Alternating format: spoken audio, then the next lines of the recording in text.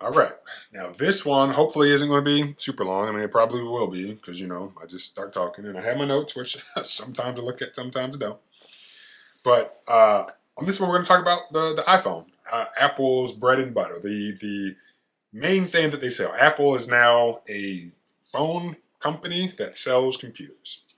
And when it comes to their latest version of the iPhone 14, I am going to try to think about this as objectively as possible.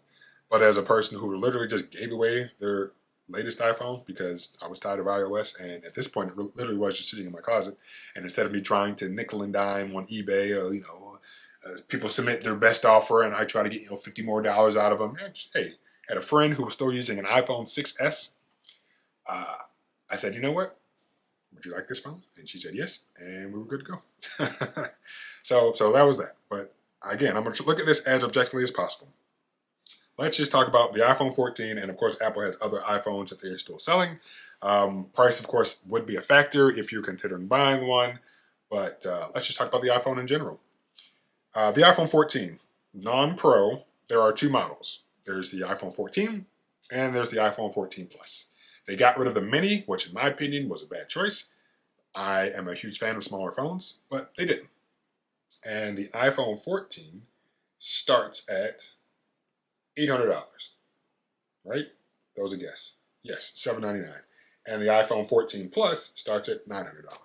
So right there, for $800, base model iPad, I was just talking about the iPad, base model iPhone, 64 gigs of storage, no expandable storage. It's an iPhone. And I'd say even for that $800, it's more than I'd want to pay for a phone, but Apple is really good with their support. So that iPhone is going to be around for a while. And whether you're financing it or trading something in, $800 in my opinion for a phone that's going to last for I'll just say 5 to 7 years because I really don't know how long they plan on supporting it. It's pretty good. So price-wise for longevity of support, pretty good. But of course, when you dig into the specs and all that, you really realize that it's really just the iPhone 13 Pro in an iPhone 14 body. Because I think you get that additional GPU core and maybe one or two other things. You don't get the promotion, but the internals are very similar. So all in all, we'll say the iPhone 14 is really just the iPhone 13 with and it has the same A15 Bionic, I believe, but again with that additional GPU core. So for a lot of people, they say it's not worth buying.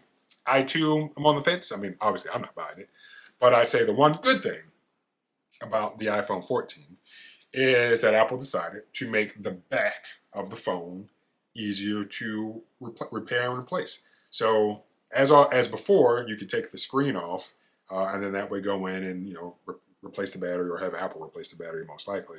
But now you can actually turn the phone over and take the back off, one to replace if you need to, or to access the battery and then get the battery out that way. Because for somebody who used to do cell phone repair, in fact, I recently recorded a video of me swapping out a Google Pixel's battery. When you're just changing something that's as cheap as the battery, you don't want to have to deal with the most expensive component of the phone, which is the screen. So if you don't have to open the screen to get to the battery, i.e. being able to enter the phone from the back, that's a huge plus. So for that, I definitely commend Apple because I think the last phone that you were able to access through the rear of the phone was the iPhone 4 and 4S. Everything else, I think you had to open from the screen, which could be potentially detrimental. So for that, kudos to Apple. But again, it's pretty much the iPhone 13 and with a slight variation in some of the internals. And then, of course, the back is now replaceable. But as always, no USB-C. Cool. Now, the iPhone 14 Plus is the exact same phone, just bigger. And from what I've seen online, it doesn't look like a lot of people are buying it. And I don't blame them. Because one, for $100 more, you could bump up to a Pro phone, which we'll talk about briefly. And of course, for $100 cheaper, you get the regular iPhone 14. And the iPhone 14 Plus was released later than all of the other phones. So people who were most likely excited to buy the phone already purchased it. Now, when I watch Front Page Stuck, and John Prosser always talks about, he thinks this phone will be the most popular one. And even though there are a lot of people who rush out and buy the phone when it's relatively new, we got to look at the entire year. So there's still going to be plenty of people who buy iPhone 14s, whatever version, for the rest of the calendar year until the iPhone 15 is released. Um, and who knows, maybe the number of people who go out and buy the iPhone 14 Plus will start to go up. But again, just looking at the price, it sits in between the regular iPhone 14 and the iPhone 14 Pro. And for some people, just spend an additional $100 is worth it. Yes, you get the smaller screen, but it's a better screen. And then you get the other features that we'll talk about momentarily. And I believe the iPhone 14 has promotion. 14 Pro has promotion. I would hope that it does. So anything else on the 14 and 14 Plus? No.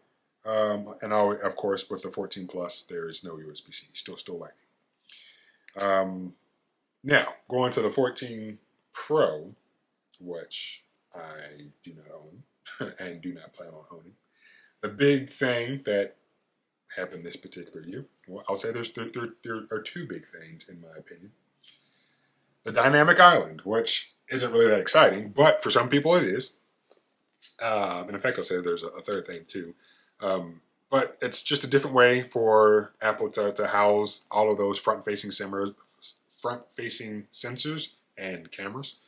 And yeah, instead of just having a notch, here's a cutout. And the dynamic island is supposed to, I guess, make use of that space to make it, a little more interactive, to make it not just a hole in the middle of your screen. Is it worth upgrading from a previous generation of the iPhone? No. Is it a nice little gimmick? Perhaps. Are app developers going to get the access to it that they probably need? Maybe, but I don't know. Because with Apple, who knows what developers are going to actually be able to do. So for that, I don't really think it's worth upgrading if you have a 1 or maybe 2-year-old phone. I mean, if you have a 3 or 4-year-old phone, sure. But all in all, it's kind of just a gimmick.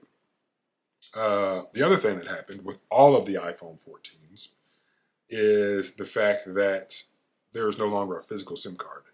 And for me, that's a huge slap in the face to consumers. Because most people probably only switch the SIM card in their phone when they get a new phone. Well, that's probably most people. But there are still a lot of people, myself included, who switch phones regularly. And sometimes it's, on a weekly basis, depending on what I'm doing, or sometimes I'm just testing something in another phone, a variety of reasons. But when you remove that, you make it substantially harder to transfer or to swap between phones. And I don't know what the process is because I haven't attempted to do it yet. My only experience with an eSIM, which I have 3 experiences, I'd say, definitely 2, maybe a third. But the first experience I had with an eSIM was with my iPhone 12 mini, which was pretty seamless. I was able to just activate the eSIM and then pay for a prepaid plan with T-Mobile, and it was no problem.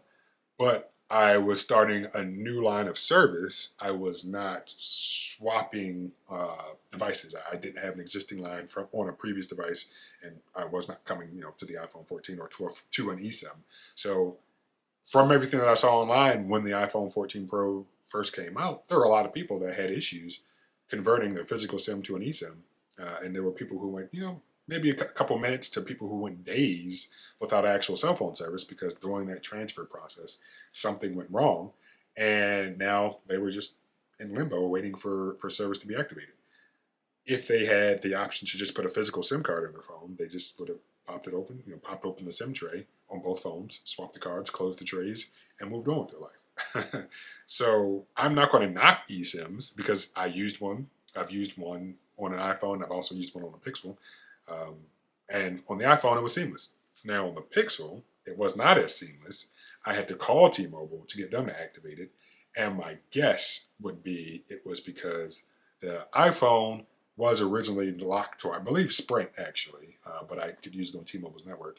Whereas the Pixel was factory unlocked. So I could imagine I would have had to call any carrier, most likely, to get it configured, is my guess. But if I had just physical SIM card, going or coming from whatever phone I was previously using, I could just put the SIM card in there, moved on with life. But I wanted to activate the eSIM, just kind of use it and see about it. But I will say the convenience, because I'm not knocking the eSIM. One of the reasons I activated the eSIM was because I did not have a physical SIM card, even though the Pixel 7 does have a SIM card slot. I didn't have an extra SIM card for the line that I needed to activate. So it was nice to be able to just call, activate it, whatever. It would have been better if I did not have to call the way that I did not have to call with the iPhone. But it is what it is. So, but again, I wasn't transferring from a physical SIM to an eSIM. I was starting another new line of service. So the process was simple. But as I said before, plenty of people had issues when they were trying to migrate from a physical SIM to an eSIM. So that is a huge slap in the face for consumers, in my opinion. And the last new thing, which I think it was just the pros. I don't think the regular ones got it. I don't think. I don't know, because to me it's not that important. Is the always-on display. And the reason I'm kind of shrugging it off is an always-on display is something that's been available on Android phones for a while. And in typical Apple fashion, they had to do something different, which they allowed. What they did is they made the refresh rate, I think, go down to like 1 hertz. But they allowed at first they made it so that way your wallpaper just dimmed. But plenty of people pointed out that the battery life suffered drastically.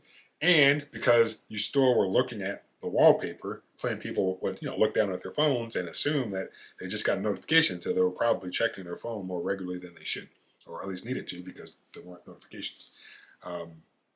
So yeah, iPhone 14s, they're cool. I don't particularly care for them. In fact, this year I did want to upgrade my mom. She had an iPhone 10R, and it still would have been supported for at least another year, if not two, probably another 2 years, probably close to another 3 years, because I think the 8 and 10 are at the bottom of the totem pole right now, so they're going to be supported for another year. So then the 10s will be, or the 10R and 10S and all those will be supported for this year, and then I think the first, so probably for another 2 years. But at this point, after seeing the iPhone 14 and knowing just what Apple does sometimes, I said, you know what, Mom? I got a really good deal on those Pixel 7. We're going to switch you back to Android. And she was receptive. It took us a little time to do it because, I want to walk through the process with her while she set it up. But we got it done, and she's currently using that Pixel 7.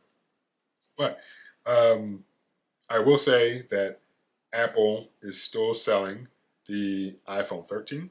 So you can get the regular 13 or the 13 mini, as well as the regular iPhone 12 and the iPhone SE. Priced, I think, all within $100 of each other. I think the SE starts at $429, which again probably should have been $399. Some leaker said it would have started at $350. If that phone was $350 brand new from Apple, I would have been like, buy it. Because if you're just a person who just wants to be in the Apple ecosystem, buy it. But it starts at $429, which is $30 more. And I think part of that price increase is I believe it has 5G now. So take the 5G out, or the millimeter wave at least, and bump it back down to $399.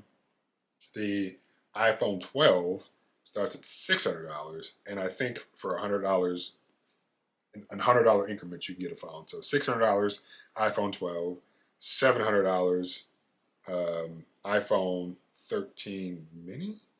No. $600 iPhone 12 or 13 mini. $700 iPhone 13. $800 iPhone 14. $900 iPhone 14 Plus. $1,000 iPhone 14 Pro. $1,100 iPhone 14 Pro Max, I believe. I didn't look at them all. That's a guess. So if I'm wrong, I'm wrong. But $100 increments starting at $600, going up to $1,100. And of course, those are the base models. The moment that you start configuring different storage options, prices fluctuate. But all in all, I mean, the iPhone is not a bad phone. It's just not what I want. And I'm not. This isn't Android is better type video. It's just not what I want.